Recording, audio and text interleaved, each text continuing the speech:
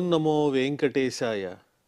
ఏడుకొండలవాడ వెంకటరమణ గోవింద గోవింద. శ్రీ శ్రీనివాస శ్రీ వెంకటేశ గోవింద గోవింద. కలియుగ ప్రత్యక్ష దైవం శ్రీనివాస పరబ్రహ్మ అనుగ్రహ విశేషంతో శ్రీమద్భాగవతంలో దశమస్కంధంలోని విశేషాలు యథాశక్తి తెలుసుకుంటూ ఉన్నాం. నారాయణం నమస్కృత్య నరం చైవ నరోత్తమం దేవీం సరస్వతీం వ్యాసం తతో జయముదీరయేత్. సుఖయోగీంద్రుల వారు పరీక్షిన్ మహారాజునకు శ్రీకృష్ణ స్వామి దివ్యలీలా విశేషాలను వర్ణించి చెబుతూ ఉన్నారు. అక్కడ ఆ మడుగులో ఈ కాళీయుడు చేసేటువంటి దుష్టమైన పనిని అరికట్టడం కోసం శ్రీకృష్ణ పరమాత్మ మడుగులో దూకాడు. ఆ తరువాత ఈ విషయం గోవ్రజంలో ఉన్నటువంటి గోపాలకులకు నందునకు అందరికీ తెలిసి వాళ్ళు భయపడుతూ అక్కడికి చేరుకున్నారు. అంతలోనే తన వారందరికీ ఆనందాన్ని కలిగిస్తూ శ్రీకృష్ణ స్వామి ఆ కాళీయుని చుట్టూ తిరుగుతూ గోచరిస్తూ ఉన్నాడు. కాళీయుడు శ్రీకృష్ణ స్వామిని ఏ విధంగా ఇబ్బంది పెట్టాలా అని ఆలోచిస్తూ ఉన్నాడు. కానీ శ్రీకృష్ణ స్వామి అవకాశం ఇవ్వటం లేదు. తం జిహ్వయా ద్విశిఖయా పరిలేలిహానం ద్వే సృక్కిణీ హ్యతికరాళ విషాగ్ని దృష్టిం క్రీడన్నముం పరిససార యథా ఖగేంద్రో బభ్రామసోప్యవసరం ప్రసమీక్షమాణః. రెండు నాలుకలు కలిగినటువంటి వాడు ఆ కాళీయుడు. ఆ నాలుకలతో ఆ పెదవి భాగాలను అటూ ఇటూ తడుపుతూ ఉన్నాడు. భయంకరమైనటువంటి విషంతో కూడినటువంటి చూపులు, పైకి విషాన్ని చూపించే విధంగా ఉన్నాయి. ఆ చూపులు క్రూరంగా ఉన్నాయి. అటువంటి కాళీయుణ్ణి గరుత్మంతుడు ఒక సర్పాన్ని ఏ విధంగానైతే ఇబ్బంది పెడతాడో ఆ విధంగా కాళీయుణ్ణి శ్రీకృష్ణ స్వామి ఆడిస్తూ ఉన్నాడు. ఆ పాము చుట్టూ సంచరిస్తున్నాడు, దొరకటం లేదు. ఏవం పరిభ్రమహతౌజసమున్నతాంసం ఆనమ్య తత్పృథు శిరస్వధిరూఢ ఆద్యః తన్మూర్ధరత్న నికర స్పర్శాతి తామ్రపాదాంబుజో అఖిల కళాది గురుర్ననర్త. ఈ విధంగా అటూ ఇటూ తిరుగుతూ కృష్ణస్వామిని పట్టుకోవటానికి ప్రయత్నిస్తున్నటువంటి కాళీయుడు బాగా అలిసిపోయాడు. పరిభ్రమ హతౌజసం, అటూ ఇటూ తిరగటం చేత అలిసిపోయినటువంటి వాడు. అలాంటి ఉన్నతాంసం, పడగలు ఎత్తినటువంటి ఆ కాళీయుణ్ణి ఆనమ్య వంచి తత్పృథు శిరస్సు అధిరూఢ ఆద్య, విశాలమైనటువంటి ఆ కాళీయుని పడగల మీదకు అధిరోహించినటువంటి వాడై పరమాత్మ స్వరూపుడైన శ్రీకృష్ణ స్వామి తన్మూర్ధరత్న నికర స్పర్శాతి తామ్రపాదాంబుజ, కాళీయుని పడగల మీద ఉన్నటువంటి మణుల యొక్క స్పర్శ చేత కందిపోయే పాదాలు కలిగినటువంటి ఆ శ్రీకృష్ణుడు, అంత లేతనైన మృదువైన చక్కని పాదపద్మములు కలిగినటువంటి ఆ శ్రీకృష్ణ స్వామి ఆ పడగల మీద అధిరోహించి ననర్త, నాట్యం చేశాడు. మరి ఆ పడగలు స్థిరంగా లేకుండా అటు ఇటు కదుపుతూ ఉంటాడు కదా కాళీయుడు, ఎలా నాట్యం చేశాడు అంటే కథం చెంచలేషు శిరస్సు ననర్త, ఏ విధంగా చేశాడు అంటే అఖిల కళాది గురు. శ్రీకృష్ణ స్వామి అంటే ఎవరు?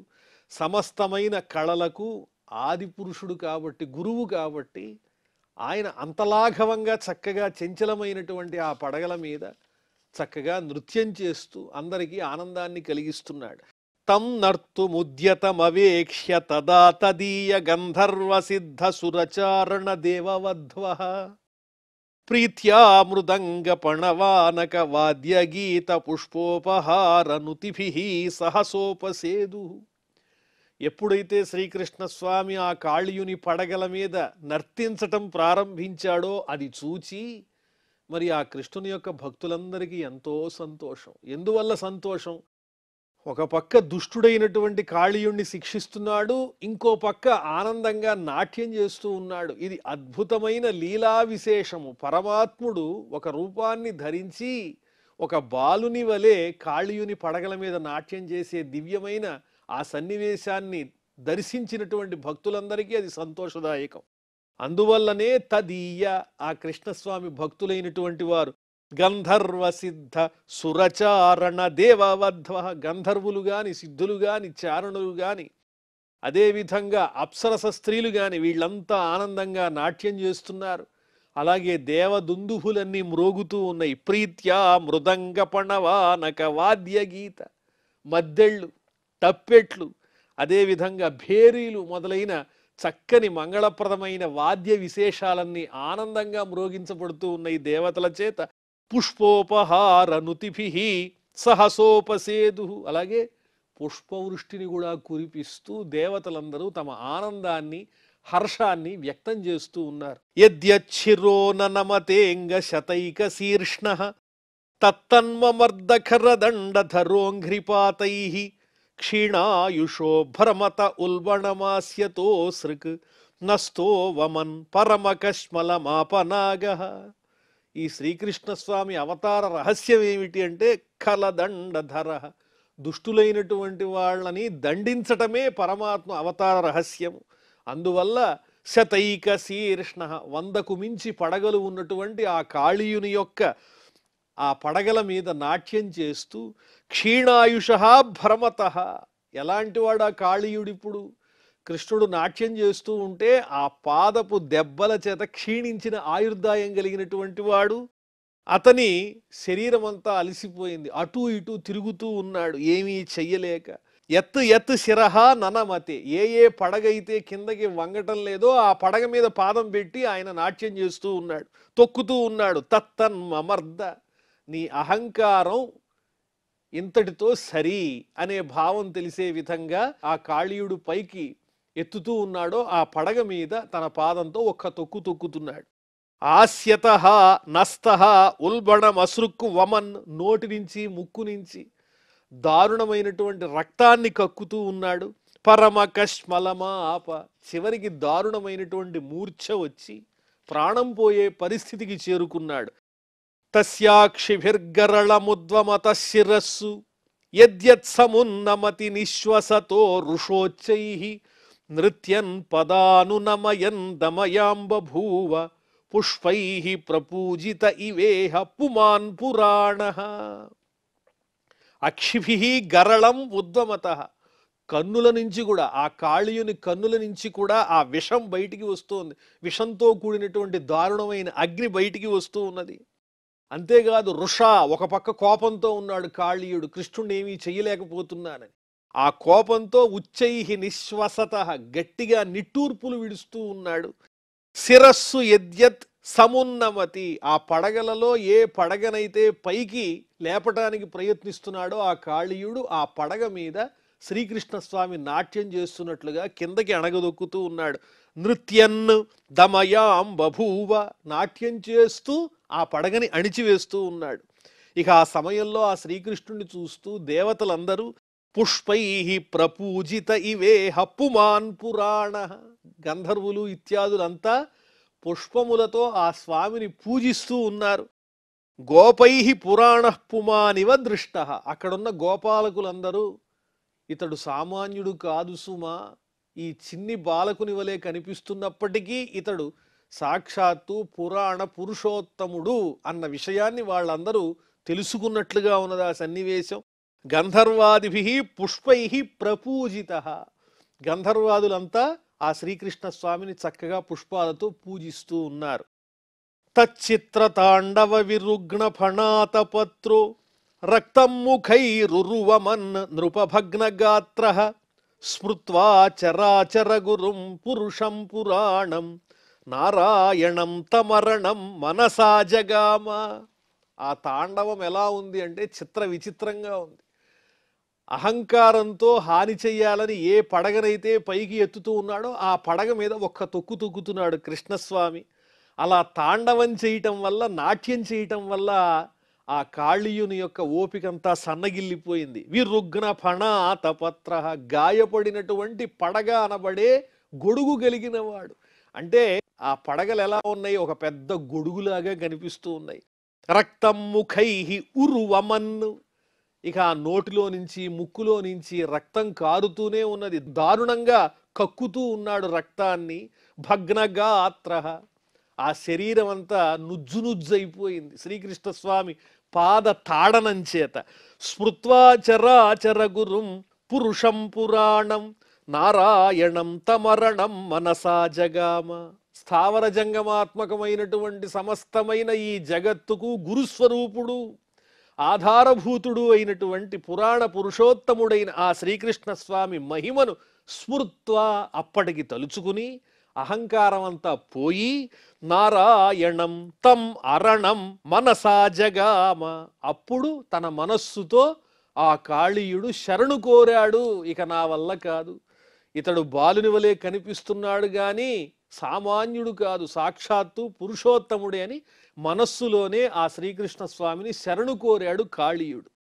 కృష్ణస్య గర్భ జగతో అతి భరావసన్నం పార్ష్ణిప్రహార పరిరుగ్ణ ఫణాతపత్రం దృష్ట్వా అహిం ఆద్యముపసేదుః అముష్యపత్న్యః ఆర్తాః శ్లథద్వసన భూషణ కేశబంధాః. గర్భంలోనే సమస్తమైన జగత్తును నిలుపుకున్నటువంటి ఆ పరమాత్ముడు ఆ కాళీయుని పడగల మీద నాట్యం చేస్తూ ఉన్నాడు. జగత్తుని భరించేటువంటి పరమాత్ముడు ఆ కాళీయుని పడగల మీద నాట్యం చేస్తూ ఉంటే అంతటి ఆ పరమాత్ముని యొక్క బరువును ఆ కాళీయుడు భరించలేకపోతూ ఉన్నాడు. ఆ భారం చేత వంగిపోతూ ఉన్నాడు. పార్ష్ణిప్రహార పరిరుగ్ణ ఫణాతపత్రం. ఆ శ్రీకృష్ణ స్వామి కాలి మడమల చేత ఆ దెబ్బల చేత గాయపడినటువంటి దేహము కలిగినటువంటి వాడై దుఃఖపడుతున్నాడు.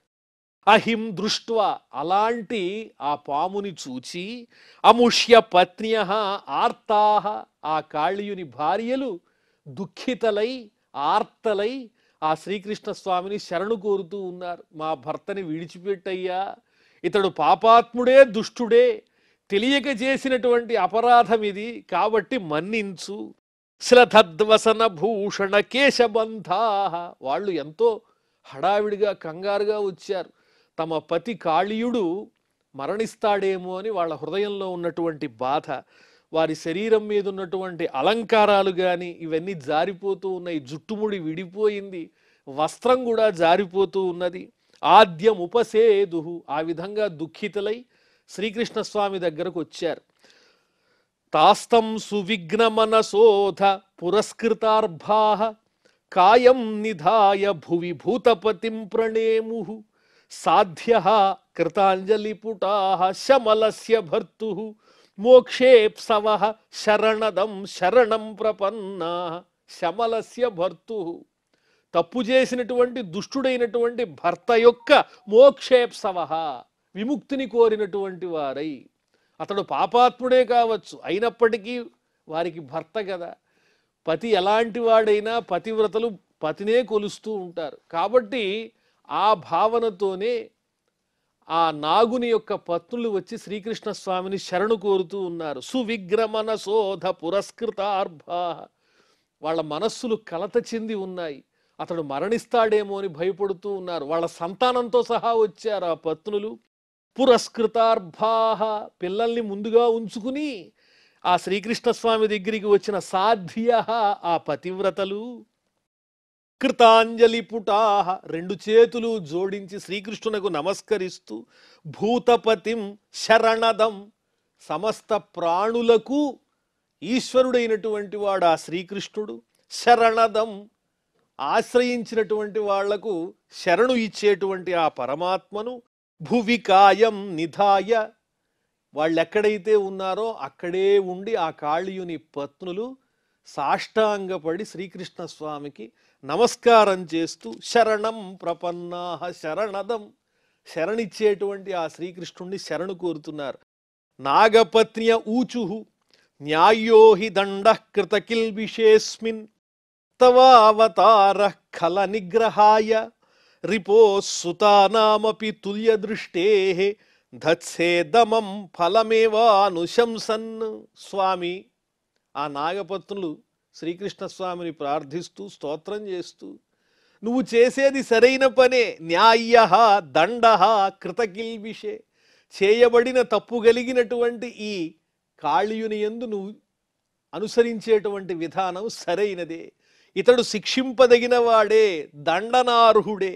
తవావతార కల నిగ్రహాయ, నీవు అవతరించింది దేనికి? దుష్టులైనటువంటి వాళ్ళని నిగ్రహించటానికేగా. దుష్ట శిక్షణ శిష్టరక్షణ కోసమే పరమాత్ముడవైనటువంటి నీవు ఈ రూపంలో అవతరించావు. రిపో సుతానామపి తుల్య దృష్టే, నీకు శత్రువులు మిత్రులు అనేటువంటి భేదభావం ఏమీ లేదు. అందరి పట్ల నీవు సమదృష్టి కలిగినటువంటి వాడవు. నీవు దండిస్తున్నావంటే కారణం ఏమిటి? చెడు మార్గంలో వెళ్ళేటువంటి వారిని సరైన దారిలో పెట్టడానికే. దత్సే దమం ఫలమేవా అనుశంసన్, నీవు శిక్షను ఎందుకు విధిస్తావంటే సరైనటువంటి ఫలం కోసమే. ఏమిటా ఫలము అంటే దుష్ట మార్గంలో వెళ్ళే వాడిని మార్చి మంచి మార్గంలో పెట్టడానికి. కాబట్టి నీవు ఏది చేసినా విచారించి చేస్తావయ్యా, ఆలోచిస్తావు. కాబట్టి ఇతడు చేసిన పని తప్పే, మా భర్త చేసిన పని తప్పే, అందువల్ల ఈ శిక్షకు అతడు అర్హుడు. అనుగ్రహోయం భవతా కృతో హినో దండో సతాం తే ఖలు కల్మషాపహ యద్దందశూకత్వమముష్య దేహినః క్రోధోపి తేనుగ్రహ ఏవ సమ్మతః. అనుగ్రహోయం భవతా కృతః, నువ్వు ఇతడి పట్ల చూపించింది అనుగ్రహమే. నీ ఆగ్రహమే అనుగ్రహ రూపమైపోయింది. లేకపోతే నిన్ను దర్శించి నీ పాదస్పర్శ పొందే అదృష్టం ఎంతమందికి లభిస్తుంది? దండో అసతాం తే ఖలు కల్మషాపహ, దుష్టులైనటువంటి వారిని దండిస్తేనే కదా వాళ్ళ పాపం పోయేది. అందువల్లనే నీవు సరైనటువంటి నిర్ణయం తీసుకున్నావు. యద్దంద శూకత్వం అముష్య దేహినః, ఏదో కర్మవశం చేత దుష్టమైన స్వభావం కలిగిన క్రూరమైనటువంటి స్వభావం కలిగినటువంటి దేహం వచ్చింది ఈ జీవుడికి. ఆ కాళీయుడు ఈ సర్పరూపమైనటువంటి దేహాన్ని పొంది ఈనాడు శిక్షను అనుభవిస్తూ ఉన్నాడు, శిక్షార్హుడయ్యాడు. క్రోధోపితే అనుగ్రహ ఏవ సమ్మతః, నీవితని పట్ల చూపించేటువంటి ఆగ్రహం కూడా అనుగ్రహమే అవుతోంది. నిగ్రహోపి అనుగ్రహ ఏవ, అనుగ్రహ ఏవ క్రోధత్వేన ప్రతీయమాన, కాకపోతే నీ అనుగ్రహం ఇక్కడ ప్రసన్నంగా కాకుండా కోపరూపంలో కనిపిస్తోంది. నీవు కాళీయుణ్ణి కోపంతో దండిస్తున్నట్లుగా కనిపిస్తున్నావు. కానీ ఇక్కడ జరుగుతున్నది ఏమిటి అంటే ఆ కాళీయునిపై అపారమైన నీ అనుగ్రహ విశేషమే కనిపిస్తోంది. ఎందువల్లంటే అతడు చేసినటువంటి తప్పుని సవిరించి అతన్ని శిక్షించి మంచి మార్గంలో పెడుతున్నావు. నీ పాదస్పర్శతో కాళీయుడు పునీతుడైపోయాడు మా భర్త. కాబట్టి ఇక్కడ కనిపించేది నీ ఆగ్రహ రూపంలో ఉన్న అనుగ్రహమే తప్ప వేరొకటి కాదు. కర్మవశం వల్ల ఇదిగో ఈ సర్పరూపాన్ని పొందాడు, క్రూరమైన పనులు చేస్తున్నాడు. తపస్సు తప్తం కిమనేన పూర్వం నిరస్తమానేన చ మానదేన ధర్మోధవా సర్వజనానుకంపయ యతో భవాం స్తుష్యతి సర్వజీవః. తపస్సు తప్తం కిమనేన పూర్వం, నిజంగా ఈ కాళీయుడు పూర్వజన్మలో ఏం తపస్సు చేశాడో మహానుభావులకు కూడా దొరకనటువంటి అదృష్టం ఇతనికి దక్కింది. నిరస్తమానేన చ మానదేన, తన అభిమానాన్ని దురభిమానాన్ని వదులుకుని ఎదుటి వాళ్ళని గౌరవించి ఉంటాడు. అభిమానాన్ని విడిచిపెట్టి ఇతరుల్లో ఉన్నటువంటి గుణాన్ని గుర్తించి భాగవతులైనటువంటి వారిని సేవించటం వల్ల మాత్రమే ఇటువంటి అదృష్టం లభిస్తుంది. ధర్మోధవ, లేకపోతే ఏ ధర్మాన్ని ఆచరించాడో, సర్వజనానుకంపయ, సమస్త ప్రాణుల యందు దయతో ప్రవర్తించి ఉంటాడు. ఆ కారణం చేతనే ఇతడికి అదృష్టం పట్టింది. యతో భవాన్ తుష్యతి సర్వజీవ, లేకపోతే నీకు ఆనందం ఎందుకు కలుగుతుంది? ఇలాంటి లక్షణాలు ఎవరి వద్ద ఉంటాయో వాళ్ళ పట్లనే పరమాత్మునికి అనుగ్రహం కలుగుతుంది. ఏమిటా లక్షణాలు? అభిమానాన్ని విడిచిపెట్టాలి, దురభిమానాన్ని విడిచిపెట్టాలి, సజ్జనులైనటువంటి వాళ్ళని సేవించాలి, భాగవతులను సేవించాలి, అందరి పట్ల కరుణతో ఉండాలి, సమస్త ప్రాణుల్ని సమానంగా చూడగలిగేటువంటి గుణం ఉండాలి, ధర్మాచరణ కావాలి. ఇవన్నీ ఎవరి దగ్గర అయితే ఉంటాయో వాళ్ళ పట్ల పరమాత్మునికి అనుగ్రహం కలుగుతుంది. ఇలాంటివేవో ఈ కాళీయుడు పూర్వజన్మలో చేసుంటాడేమో, అందువల్లనే ఇప్పుడు నీ పాదస్పర్శ అనుభవించేటువంటి అదృష్టం ఇతడికి దక్కింది. సమస్త జీవుల యందు పరమాత్మ స్వరూపుడవై ఉన్నటువంటి నీవు ఇతడు పూర్వజన్మలో చేసినటువంటి ఈ పుణ్యాల వల్ల అతని పట్ల అనుగ్రహం కలిగి ఈ జన్మలో ఈ విధంగా నీ పాదస్పర్శతో అనుగ్రహించావా స్వామి. ఎట్టి తపంబు శేషనుకో ఎట్టి సుకర్మములాచరించెను ఎట్టి నిజంబు పల్కెనొకో ఈ ఫణి పూర్వభవంబునందు మున్నెట్టి మహానుభావులకు ఎన్నడు చేరువ కాని నీవు నేడిట్టి వినోదలీల తలకెక్కి నటించదవు ఈ ఫణీంద్రుపై. ఏం తపస్సు చేశాడో, ఎన్ని మంచి పనులు చేశాడో, ఏం నిజం మాట్లాడాడో ఈ కాళీయుడు పూర్వజన్మలో. మహానుభావులకు కూడా సాధ్యం కానటువంటి ఈ నీ పాదస్పర్శ అతడికి లభించింది. లేకపోతే ఈ కాళీయుని పడగల మీద నువ్వు నాట్యం చేయటం అంటే ఇది ఎంత అదృష్టం. ఇది నీ ఆగ్రహం కాదు స్వామి, అనుగ్రహమే. కస్యానుభావోస్య న దేవ విద్మహే తవాంఘ్రిరేణు స్పర్శాధికారః యద్వాంఛయా శ్రీర్లలనాచరత్తపో విహాయ కామాన్ సుచిరం ధృతవ్రత. ఏమి ఫలమో గాని, ఏమి అదృష్టమో గాని, ఏ పుణ్యం చేసుకున్నాడో గాని ఈ కాళీయునకు ఈ జన్మలో ఇటువంటి చక్కని అదృష్టం పట్టింది. ఏమిటది అంటే తవాంఘ్రిరేణు స్పర్శాధికార, నీ పాద ధూళిని స్పృశించేటువంటి అర్హత కలిగింది. దానికోసం ఎంతమంది ఎదురు చూస్తూ ఉంటారు. యద్వాంఛయా శ్రీర్లలన అచరత్తపు, ఆ పాదధూళి కోసమే కదా సాక్షాత్తు శ్రీ మహాలక్ష్మి కూడా ఎంతో కాలం తపస్సు చేసి చేసి విహాయ కామాన్, తన కోరికలన్నింటినీ విడిచిపెట్టి సుచిరం ధృతవ్రత, చాలా కాలము నియమనిష్టలతో కూడినటువంటిదై ఆ లక్ష్మీదేవి నీ పాదస్పర్శయందు అర్హత పొందటం కోసం తపస్సు ఆచరించింది. బ్రహ్మాదయః అపి యస్యాః లక్ష్మ్యాః ప్రసాదమిచ్చంతి సా అపి తపః చకార. లక్ష్మీదేవి అంటే ఎవరు? బ్రహ్మాది దేవతలు కూడా ఆమె అనుగ్రహం కోసం ఎదురు చూస్తూ ఉంటారు. ఆ పరమాత్ముడిని దర్శించేటప్పుడు వారి కిరీటముల యందరి మణుల కాంతులతో ఆ లక్ష్మీదేవి పాదములను ప్రకాశింపజేస్తూ ఉంటారు. అంత చక్కటి ఆ లక్ష్మీదేవి కూడా స్వామి అనుగ్రహం కోసం, స్వామి పాదధూళిపై అర్హతని సంపాదించటం కోసం ఆమె కూడా తపస్సు చేసింది.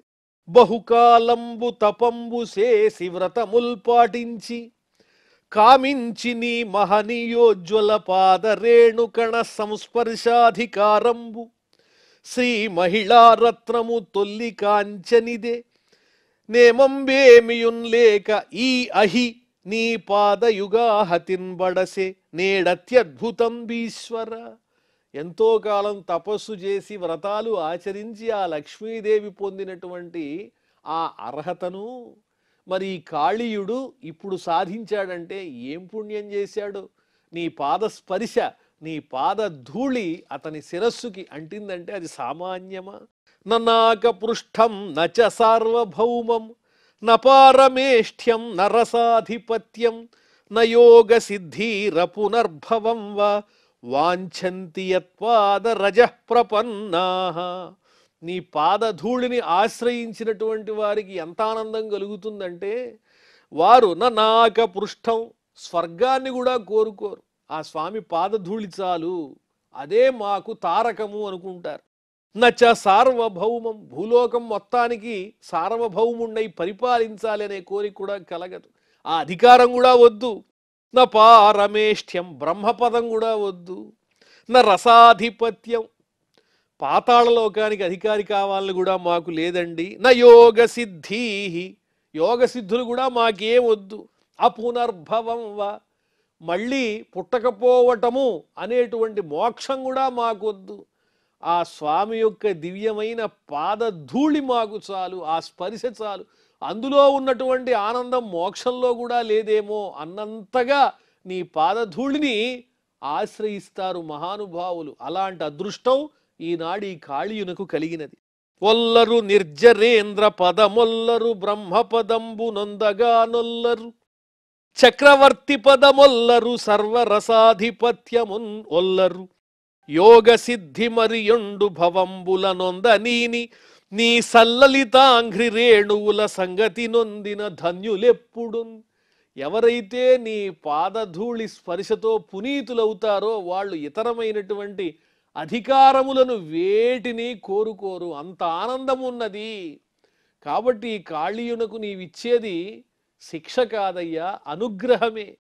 తదేశనాథాప దురాపమన్యైః తమోజని క్రోధవశోప్యహీశః సంసారచక్రే భ్రమతః శరీరిణో యదిచ్ఛత స్యాద్విభవః సమక్షః.